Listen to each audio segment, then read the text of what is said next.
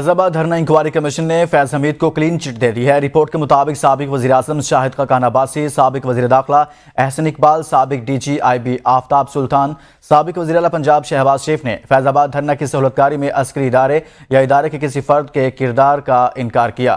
Report کے مطابق وفاقی حکومت نے ٹی ایل پی مظاہرین کی قیادت تک رسائی کے لیے آئی ایس آئی کی خدمات حاصل کی۔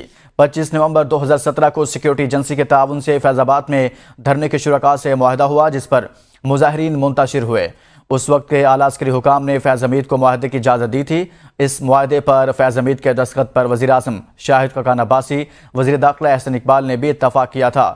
149 صفحات پر مشتمل رپورٹ کے مطابق اس وقت کی پنجاب حکومت نے ٹی ایل پی مارچ کو لاہور میں روکنے کی بجائے اسلام آباد جانے کی اجازت دی۔ جڑواں شہروں کی پولیس میں رابطے کے فقدان کی وجہ سے ہلاکتیں ہوئی، سینکڑوں افراد زخمی ہوئے۔ سپریم کورٹ کے احکامات پر 3 رکنی انکوائری کمیشن سابق آئی جی سید اختر علی شاہ کی سربراہی میں قائم کیا گیا تھا۔ سابق آئی جی طاہر عالم اور خوشحال خان کمیشن کے ارکان تھے۔